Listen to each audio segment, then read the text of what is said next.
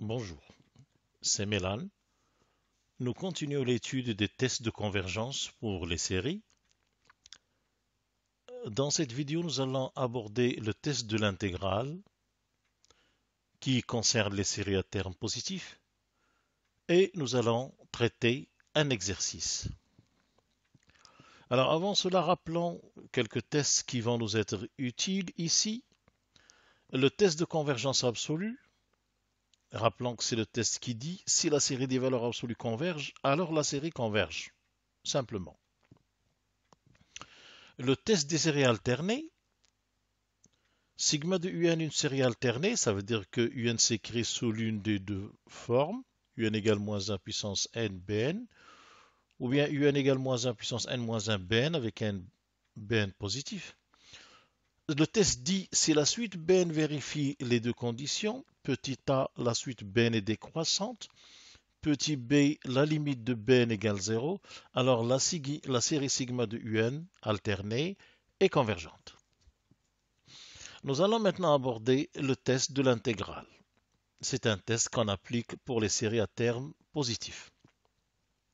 Alors, ce test consiste à comparer la série à une intégrale et donc à ramener l'étude de la convergence d'une série à l'étude de la convergence d'une intégrale, mais pas n'importe quelle intégrale. Regardons l'énoncé de ce test. Soit f une fonction qui vérifie, f continue, positive et décroissante sur, par exemple, l'intervalle 1 plus l'infini. Nous verrons que ce n'est pas nécessairement 1 plus l'infini, ça peut être grand A plus l'infini, etc. Et sigma de UN, la série définie pour n supérieur ou égal à 1 par UN égale f de n. Donc UN est lié à f. Alors le test dit, si l'intégrale converge, alors la série converge. Et si l'intégrale de 1 à l'infini de f de x dx diverge, alors la série sigma de UN diverge. Autrement dit, la série sigma de UN et l'intégrale de 1 à l'infini de f de x dx sont de même nature, c'est-à-dire toutes deux convergentes ou toutes deux divergentes. Alors nous allons voir pourquoi est-ce que ce test est vrai. Alors d'abord dire que l'intégrale de 1 à l'infini de f de x dx converge, cela revient à dire que la suite des intégrales de 1 à n de f de x dx converge. Et on sait d'ailleurs que dans ce cas, la limite de cette suite, l'intégrale de 1 n de f de x dx, lorsque n tend vers plus l'infini, c'est l'intégrale de 1 à l'infini de f de x dx.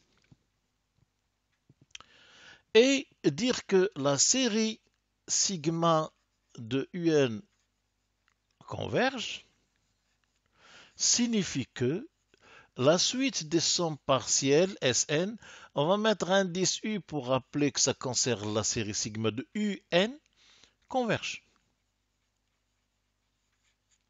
Ça veut dire admet une limite finie. Et enfin, notons que la série est liée à f par la relation UN égale f de n. Ainsi, U1 c'est f de 1, U2 c'est f de 2, etc. Alors, regardons un petit peu les choses graphiquement. Là, nous avons trois figures. Sur la première figure, nous avons tracé une fonction continue positive décroissante sur l'intervalle 1 plus l'infini. Nous avons placé en abscisse les valeurs, les indices 1, 2, 3 jusqu'à n plus 1. Alors, l'intégrale entre 1 et n de f de x dx, c'est l'aire de la partie limitée par la courbe, l'axe des abscisses et les droites verticales d'équation x égale 1 et x égale n. C'est la droite, c'est la région qui est assurée. L'air, c'est l'intégrale de 1n de f de x. Alors, comme nous voulons comparer l'intégrale à la série, nous allons donc comparer l'intégrale à la somme des termes un. Regardons la figure 2. Entre 1 et 2 sur l'intervalle 1, 2, l'intervalle 1, 2 est un intervalle de longueur de moins 1, c'est-à-dire 1.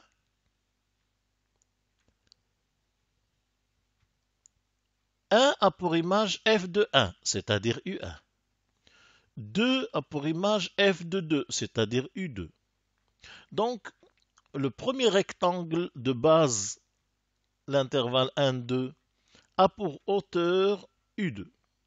Donc, son aire, c'est U2 fois 1, c'est U2. Ça veut dire que le premier rectangle assuré en rouge a pour aire U2. Par le même raisonnement, le deuxième rectangle a pour aire U3, etc., U4, etc. Et le dernier, alors là, nous avons ici N, l'image de N, c'est UN, et ce terme-là, ou ce petit rectangle, a pour aire UN. Donc, si je considère la somme, ça va être U2 plus U3 plus UN, la somme des aires des rectangles assurés en rouge. Nous sommes entre la valeur 1 et la valeur N. Alors, si on compare la surface totale assurée en rouge avec l'aire de la partie limitée par la courbe, il est clair que nous avons U2 plus U3 jusqu'à UN est plus petite que l'intégrale de 1n. Donc, il y a une différence entre les deux qu'on peut remarquer dans ces endroits-là. Il y a une différence. Alors, sur la figure 3, nous avons effectivement placé ces différences qu'on voit bien. Donc, voilà le plan, nous allons montrer que la somme de ces petites différences est finie. Ainsi, si l'intégrale ou si l'aire limité par la courbe est finie, alors la somme des termes de la suite est finie. Ça, c'est le principe. Alors, raisonnons plus en détail. Prenons l'un des intervalles. Disons l'intervalle n-1, n. Nous sommes sur la figure 4. Plaçons-nous entre n-1 et n.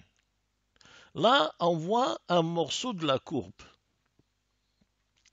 Nous voyons le rectangle rouge assuré en rouge de largeur 1, n-1 c'est 1, et de hauteur, l'image de n c'est un, donc sa surface c'est un fois 1, donc c'est un.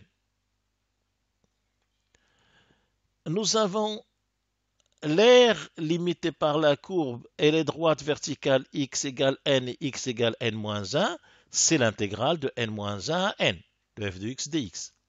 Et la différence entre les deux, c'est-à-dire la différence de la partie limitée par la courbe et du rectangle assuré en rouge, nous l'avons assuré en bleu et nous l'avons appelé Wn-1.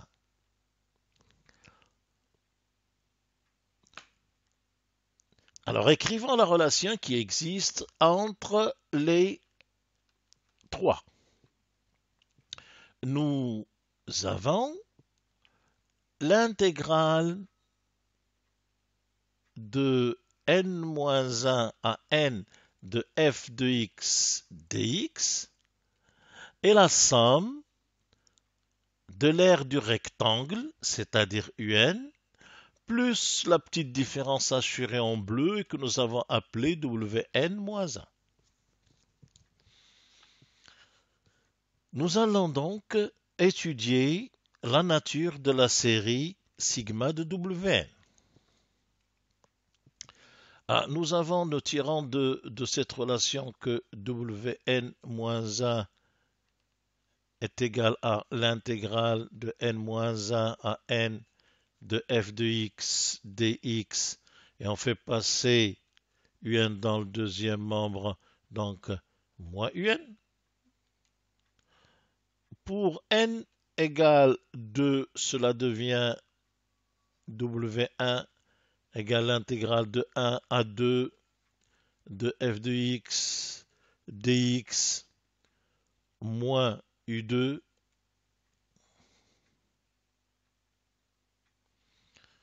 Pour n égale 3, nous obtenons W2 égale l'intégrale de 2 à 3 de f de x dx moins u3. Et nous allons jusqu'à Wn en passant par Wn-1 qui est là.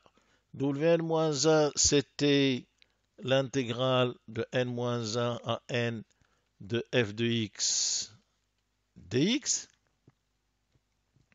moins un. Et enfin, Wn va être égal à l'intégrale de n à n plus 1, intégrale de n à n plus 1 de f de x dx moins un plus 1.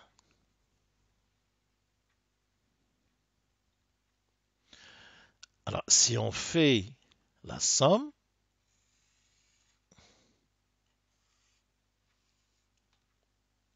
alors à gauche, nous allons avoir la somme des termes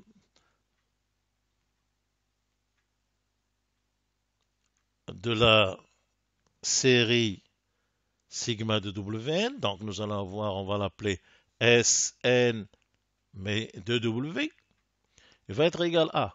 Alors, la somme des intégrales, l'intégrale de 1 à 2 plus l'intégrale de 2 à 3, c'est l'intégrale de 1 à 3 par la relation de Schall. Donc, la somme des intégrales, c'est l'intégrale de 1 à la dernière borne. Donc, c'est l'intégrale de 1 à n plus 1 de f de x dx moins. Moins la somme des termes de la série sigma de un en allant de 2 jusqu'à un plus 1. Il manque un, donc on va dire moins Sn plus 1 de U, mais on rajoute un qui manque. On le retranche, on le rajoute. Voici la relation qui existe entre les sommes partielles de la série sigma de Un et de la série sigma de W.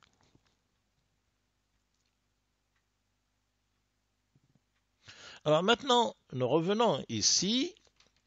W, c'est l'intégrale de 1 à 2 de f de x. Sur l'intervalle 1, 2, f de x est décroissante. Son maximum, c'est sa valeur en 1. Donc on peut majorer cette intégrale par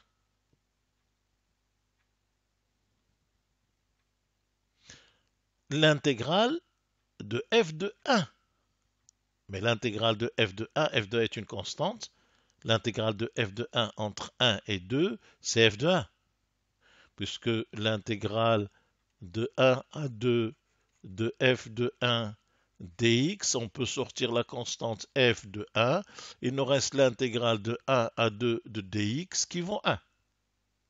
Donc on peut majorer ici par f de 1 moins u2. f de 1 moins u2. Mais f de 1 n'est autre que u1. De même ici, on peut majorer par u2 moins u3.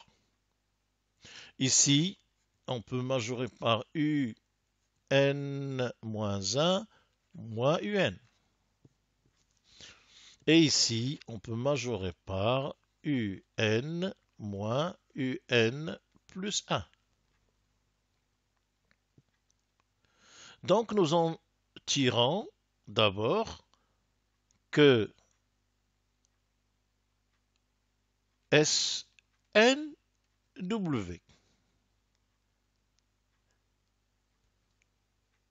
est majoré par la somme des majorants. Si on les regarde, la somme des majorants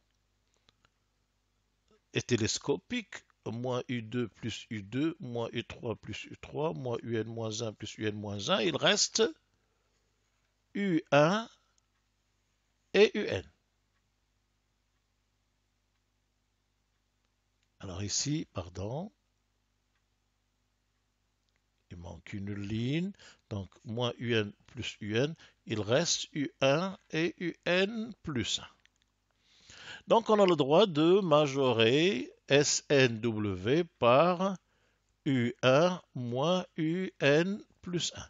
Et naturellement, c'est une somme de W qui sont tous positifs, donc Sn est positif.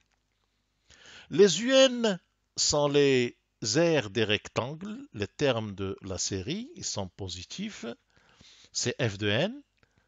Un plus 1, c'est f de n plus 1 et f est positive. Donc on peut majorer ça par U1. Nous avons donc SNW majoré par U1 supérieur ou égal à 0. On peut déjà dire que la suite SNW est majorée. La suite est majorée. Maintenant, si nous calculons Sn plus 1W moins SNW, dans le souci de connaître la monotonie, évidemment, ça va donner Wn plus 1, puisque c'est le terme avec lequel Sn plus 1 dépasse Sn, qui est positif. On en déduit que la suite SNW est croissante. Donc ici, nous avons deux termes importants. Sn est majoré, Sn est croissante. Alors, ça fait penser à quoi ça? Ça fait penser au théorème des suites monotones. Toute suite monotone croissante majorée convergente et toute suite monotone décroissante minorée convergente. Donc, d'après le théorème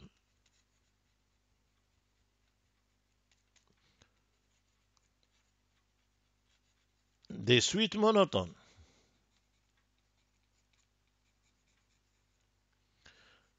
SNW converge. SNW converge. Maintenant, nous reprenons cette relation-là.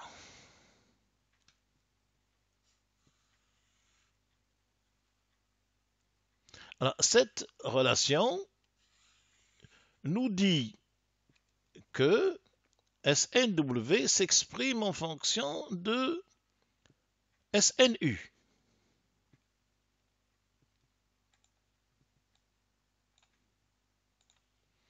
Relation entre SNW et SNU.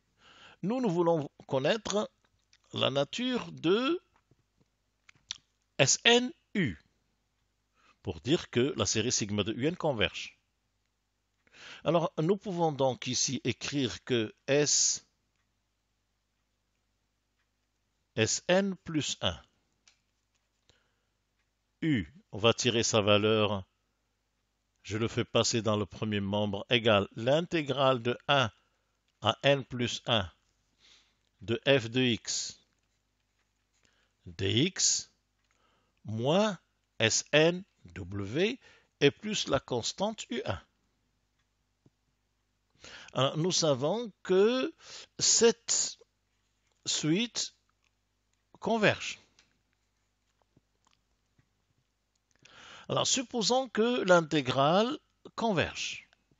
Donc, on va dire, si l'intégrale de 1 à l'infini de f de x dx converge, alors la suite de termes général intégrale de 1 à n plus 1 de f de x dx converge. Donc, la suite de termes général ceci converge. U1 est une constante, donc la différence, c'est-à-dire Sn plus 1U, converge. Donc, Sn plus 1 U convergent. Ça signifie quoi? Ça signifie que sigma de Un converge. Donc nous avons, si l'intégrale converge, la série converge. Alors inversement, si l'intégrale diverge, eh bien nous allons dire que cette série-là diverge. Mais comme SNW est convergente, la différence diverge. Donc, nous avons immédiatement ceci. Si l'intégrale de 1 à l'infini de f de x dx diverge, alors sigma de Un diverge. C'est donc ça le terme ou le test de l'intégrale. Nous allons maintenant appliquer ça sur un exemple, un exercice. Dans cet exercice, on considère la série sigma de moins 1 puissance n sur n ln de n puissance p. On se pose la question, déterminer pour quelle valeur de p réelle la série diverge, converge simplement, ou converge absolument. Donc il s'agit de la série de termes générale Un égale moins 1 puissance n, 1 sur n, ln de n, puissance p. Alors la première chose qui vient à l'esprit, c'est le test de divergence. Mais on peut remarquer immédiatement, alors moins 1 puissance n est borné, 1 sur n tend vers 0, et comme n l'emporte sur le log, nous avons 1 sur n log n puissance p qui tend vers 0. Donc nous avons Un qui tend vers 0 et par conséquent, le test de divergence ne donne rien, puisque ce n'est qu'une condition nécessaire. Alors va-t-on étudier la convergence simple ou la convergence absolue en premier? Alors on sait que s'il y a convergence absolue, il y a convergence. Donc les valeurs de P pour lesquelles il y aura convergence absolue, ce seront automatiquement des valeurs de P pour lesquelles il y aura convergence. Car la convergence absolue entraîne la convergence simple. Nous allons donc commencer par étudier la convergence absolue. Donc nous allons étudier la convergence de sigma de valeur absolue de Un, c'est-à-dire 1 sur n, ln de n, puissance p. Nous sommes maintenant devant une série à termes positifs. Nous pouvons écrire ça sous la forme f de n à condition de poser f de x égale 1 sur x ln de x puissance p. Alors le texte nous dit n est supérieur ou égal à 2. Nous allons donc ici travailler pour x supérieur ou égal à 2 puisque x est censé remplacer n. Bien, alors si nous voulons Alors nous voyons donc ici que valeur absolue de Un, c'est f de n. Alors pour appliquer le test de l'intégrale, il faut montrer que f satisfait trois conditions. Il doit être continu, positive et décroissante sur l'intervalle de travail. Alors x est supérieur ou égal à 2, nous avons déjà f est positive. Continu, oui, parce que les fonctions x et ln de x puissance p sont continues. L'inverse est continu là où le dénominateur ne s'annule pas. X est supérieur ou égal à 2, donc il n'y a pas de risque. Et par conséquent, nous pouvons déjà dire que f est positive et continue sur l'intervalle 2 plus l'infini.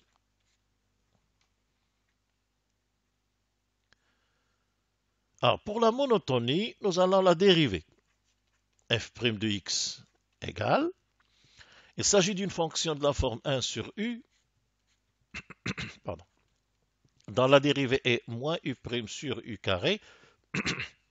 Cela nous donne La dérivée de u ou du produit x ln de x puissance p, donc on va mettre le moins.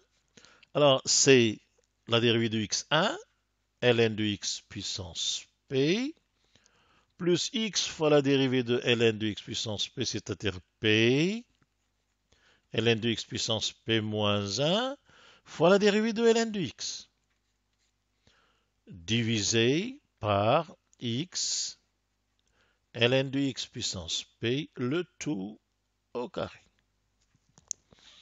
Nous cherchons naturellement le signe de cette dérivée. Essayons de factoriser. Ce qu'on peut mettre en facteur, c'est une puissance de ln, la plus petite. Donc on va mettre moins ln de x puissance p moins 1 en facteur.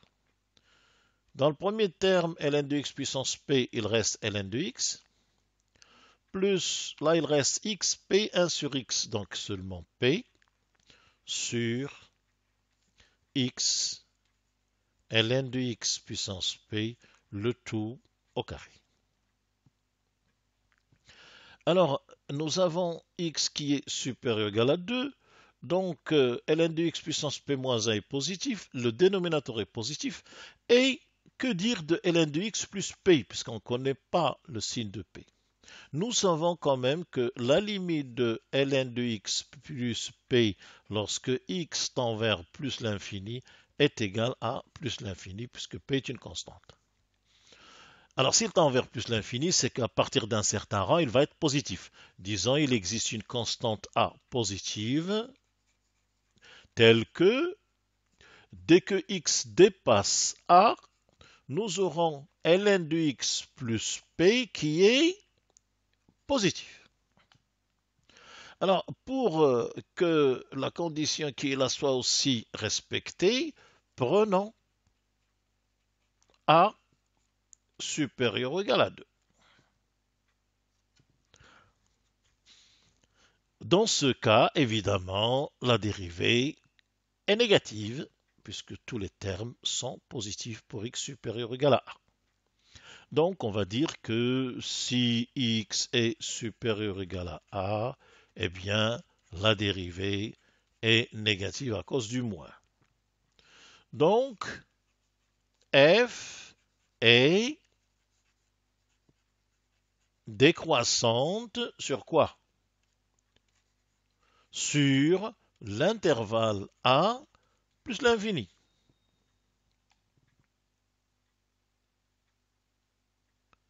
Nous pouvons donc dire que f est continue, positive et décroissante sur l'intervalle a plus l'infini. Alors, un est égal à f de n. Nous allons prendre n supérieur ou égal à une certaine valeur supérieure ou égale à a pour dire, alors donc ici on peut dire, puisque n est plus grand que a, tout reste vrai et on va prendre ici n. Alors pour dire, le test de l'intégrale nous dit que sigma pour n supérieur ou égal à grand N de un et l'intégrale de n à plus l'infini de f de x dx sont de même nature. Revenons donc au raisonnement. Nous voulons appliquer le test de l'intégrale. Alors, pour montrer la convergence, pour étudier la convergence de sigma de un, nous allons étudier la convergence de l'intégrale à partir de n. Si cette intégrale converge, la série converge à partir de grand N.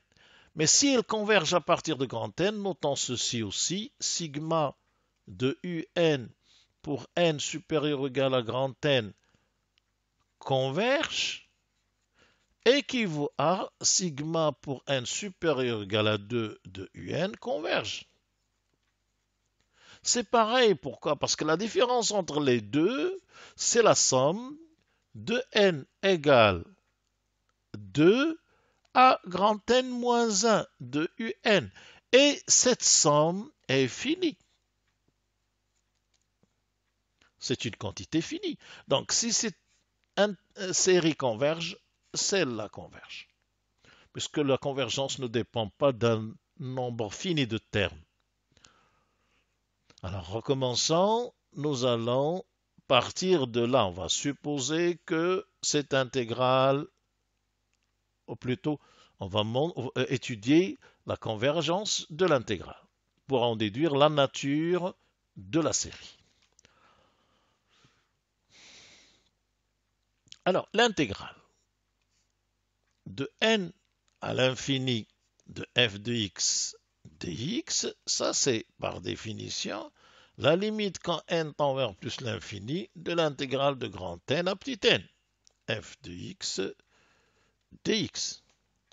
Nous allons donc étudier l'intégrale de n à petit n de dx sur x ln de x puissance p. Alors, notons que 1 sur x ln de x puissance p va s'écrire 1 sur x sur ln de x puissance p. Quelque chose qu'on peut noter sous la forme u' ou bien u puissance moins p fois u', ou bien u' sur u puissance p. On cherche donc des primitives de cette fonction, donc il faut distinguer deux cas. D'abord, si p égale 1, nous sommes devant u' sur u. P égale 1.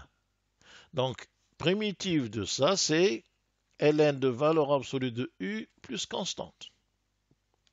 Et si p est différent de 1, primitive de u puissance moins p fois u', ça va être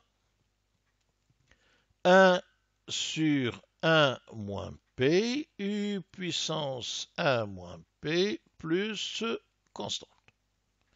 Donc il y a deux cas à distinguer. Alors commençons par le premier cas. Autrement dit, si p est égal à 1. Nous intégrons donc l'intégrale de n à petit n de dx sur x ln de x, ça va être ln de valeur absolue de ln de x, bon, ln de u, on a dit, entre n et petit n, ça va être égal à ln de valeur absolue de ln de n, moins ln de valeur absolue de ln de grand N, et il est clair que la limite de cette quantité est infinie. Limite de l'intégrale de grand N à petit n de f de x dx quand n tend vers l'infini est égal à plus l'infini. Donc l'intégrale de a à l'infini de f de x dx diverge. Et dans ce cas, alors ici on va dire que l'intégrale de n à l'infini diverge. Et donc d'après le test de l'intégrale, donc sigma pour n supérieur ou égal à grand N de un diverge, ce qui est la même chose que sigma de un pour n supérieur ou égal à 2 diverge, car la différence entre les deux est finie. Donc, c'était le cas P égale 1. Supposons maintenant P, alors notons bien sûr ici, nous sommes en train d'étudier la convergence absolue. Donc c'est sigma de valeur absolue de un. Donc ici, nous allons dire sigma de valeur absolue de un, Si on parle de valeur absolue de un, il faut garder valeur absolue de un. Et là, on va dire valeur absolue de un qui converge. Alors évidemment, ici, on conclut à sigma de valeur absolue de un. Donc, il n'y a pas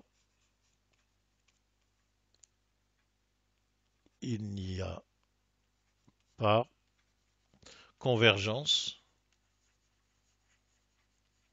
absolue pour P égale 1. Donc, s'il n'y a pas convergence absolue, on ne peut rien dire pour la convergence simple. Il faut l'étudier à part. Mais quand il y a la convergence absolue pour P différent de 1, valeur absolue de un égale 1 sur n, ln de n, puissance P. Alors ici, nous allons calculer l'intégrale de a à n de dx sur x ln de x puissance p. On a dit que c'est 1 sur 1 moins p, ln de x puissance 1 moins p, qu'il faut prendre entre n, pardon, ici c'est n et petit n. Donc ça va donner 1 sur 1 moins p, ln de n, puissance 1 moins p, moins 1 sur 1 moins p, ln de grand N, puissance 1 moins p. Ce terme est une constante. Donc, il faut chercher la limite du premier terme. ln tend vers l'infini, donc ça dépend du signe de 1 moins p. Commençons par si p est supérieur à 1. Dans ce cas, la limite de ln de n, puissance 1 moins p qui est négatif quand n tend vers plus l'infini, égale 0. Donc la limite globale est finie. Dans ce cas, l'intégrale de n à l'infini de f de x dx converge. Donc, sigma de valeur absolue de un converge. Sigma de valeur absolue de un converge. Et par conséquent, et aussi sigma de un converge, d'après le test de convergence absolue.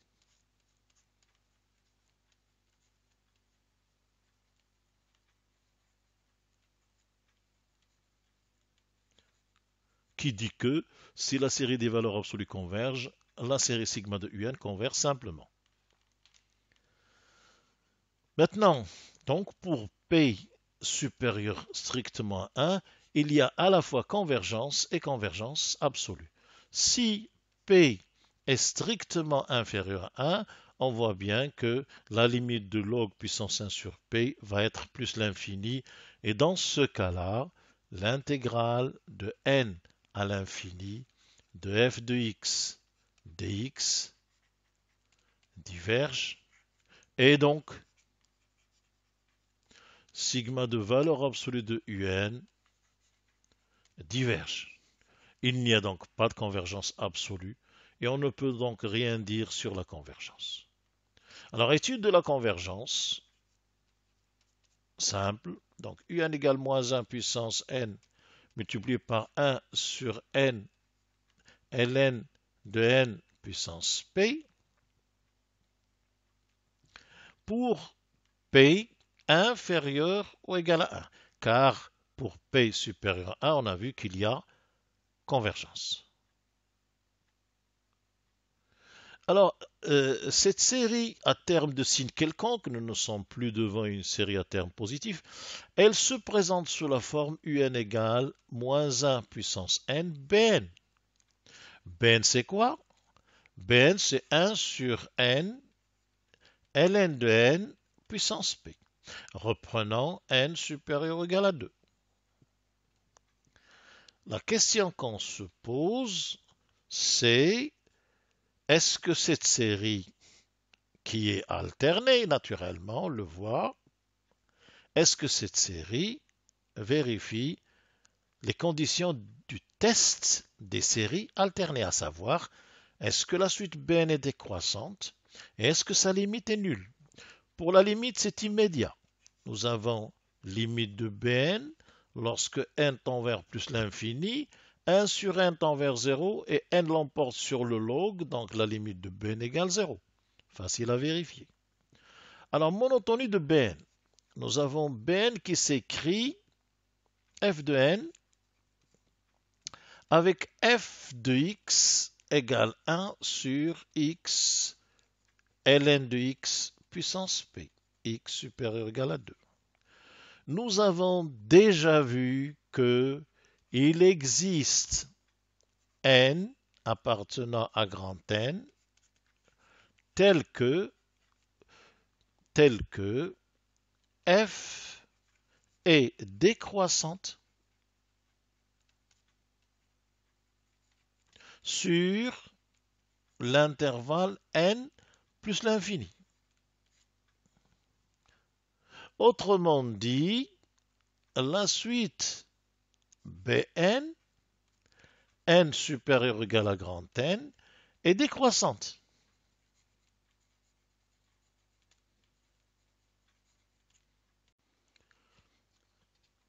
On a donc limite de Bn lorsque n tend vers plus l'infini égale 0 et la suite Bn est décroissante.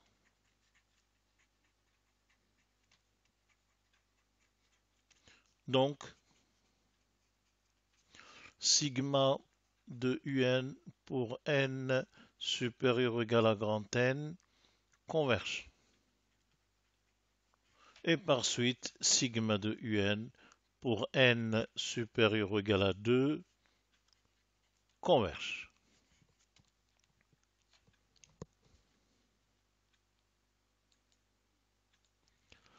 Dans une prochaine vidéo, nous allons voir le test du quotient et le test de la racine ou bien le critère de Cauchy. Je vous remercie.